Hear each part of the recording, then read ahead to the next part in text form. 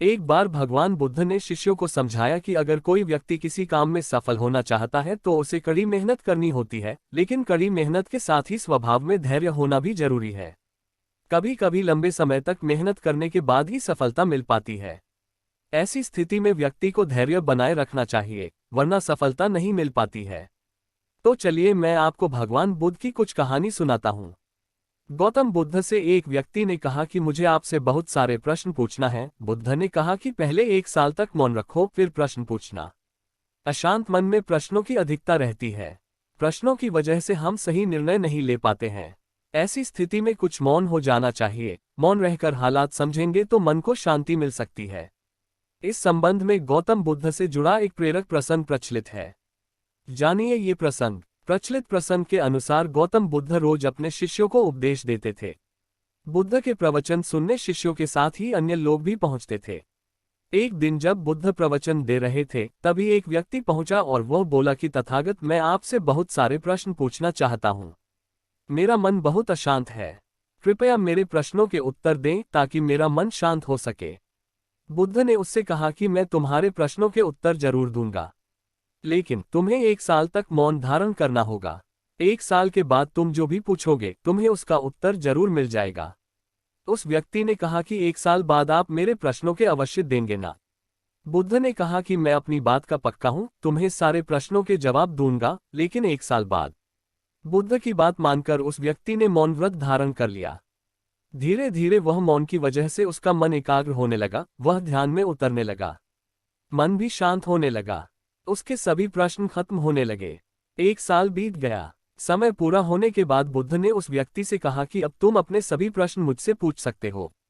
ये बात सुनकर वह व्यक्ति हंसा और कहा कि 1 साल पहले मेरे मन में कई प्रश्न थे, लेकिन अब सारे प्रश्न शांत हो गए हैं। अब मेरे पास आपसे पूछने के लिए कोई प्रश्न नहीं है। बुद्ध ने उस व्यक्ति से कहा कि जब तक हमारा मन शांत नहीं है, मन में ढेरों प्रश्न उठते रहते हैं, उसकी परेशानियां बनी रहती हैं। अज्ञान और भ्रम की वजह से हमारा मन प्रश्नों के उत्तर तक पहुंच ही नहीं पाता है। कुछ समय मौन धारण करके हम हालातों को समझेंगे तो सारे प्रश्नों के उत्तर स्वतः ही मिलने लगते हैं। मन शांत हो जाता है तो सभी प्रश्न भी खत्म हो जाते हैं। सारी चीजें हम आसानी से समझने लगते हैं और जीवन में सुख शांति मिल जाती है। बौद्ध धर्म के संस्थापक गौतम बुद्ध के जीवन के कई ऐसे प्रसंग हैं जिनमें सुखी जीवन के सूत्र बताए गए हैं। जो लोग इन सूत्रों को अपना लेते हैं उनकी कई परेशानियां दूर हो सकती हैं। यहाँ जानिए ऐसा ही एक प्रसंग। चर्चित प्रसंग के अनुसार एक बार गौतम बुद्ध किसी गांव में गए। वहां एक महिला ने उनसे पूछा कि आप तो किसी राजकुमार की तरह दिखते हैं, आपने युवावस्था में गेरुआ वस्त्र क्यों धारण किए हैं? इस प्रश्न के जवाब में बुद्ध ने कहा कि मैंने 3 प्रश्नों के हल ढूंढने के लिए संन्यास लिया है। हमारा शरीर युवा और आकर्षक है, लेकिन यह वृद्ध होगा, फिर बीमार होगा और अंत में यह मृत्यु को प्राप्त हो जाएगा। मुझे वृद्धावस्था, बीमारी और मृत्यु के कारण का ज्ञान प्राप्त करना है।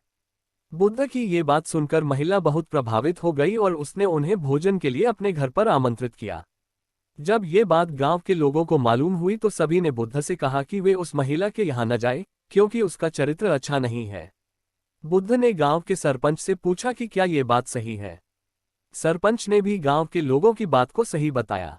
तब बुद्ध ने सरपंच का एक हाथ पकड़कर कहा कि अब ताली बजाकर दिखाओ। सरपंच ने कहा कि यह असंभव है, एक हाथ से ताली नहीं बज सकती।